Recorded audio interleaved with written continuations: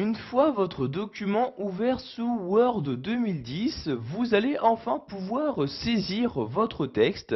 C'est ce que nous allons voir ici donc dans cette vidéo formation. Donc pour saisir votre texte dans un document Word, vous allez devoir utiliser le curseur. Donc curseur qui se trouve ici, donc vous voyez par défaut en haut à gauche de votre feuille.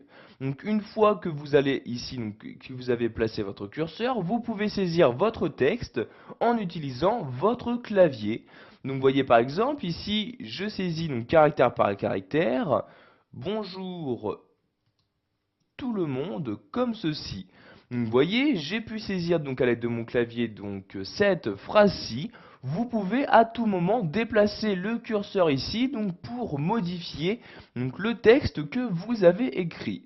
Donc vous voyez par exemple ici tout à la place du S, si je souhaite mettre un T, je vais ici placer mon curseur donc avant ou après le S.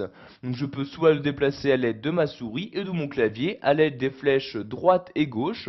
Donc vous voyez ici, j'appuie plusieurs fois sur la flèche gauche pour déplacer mon curseur vers la gauche et plusieurs fois sur la flèche droite pour déplacer mon curseur vers la droite. Donc, vous voyez par exemple, je mets mon curseur après le S et pour supprimer ce S, je vais appuyer sur la touche retour arrière de mon clavier, donc la touche qui se trouve au-dessus de la touche entrée.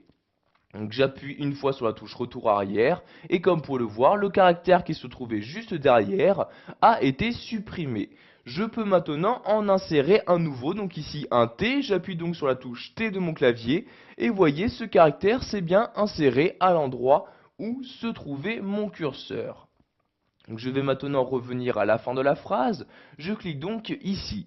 Donc si vous souhaitez faire des retours à la ligne, vous allez devoir utiliser la touche entrée de votre clavier. Donc vous voyez, j'appuie une fois sur la touche entrée et donc un retour à la ligne est effectué. J'appuie encore une fois et de nouveau un nouveau retour à la ligne a été effectué et je peux ici ressaisir donc un autre texte. Donc par exemple ici, je vais mettre je m'appelle Albert comme ceci avec un point donc comme ceci et voyez si je rappuie une fois sur la touche entrée je refais de nouveau un retour à la ligne. Si je souhaite maintenant revenir à la ligne précédente j'appuie une fois sur la touche retour arrière et voyez mon curseur maintenant se retrouve en haut.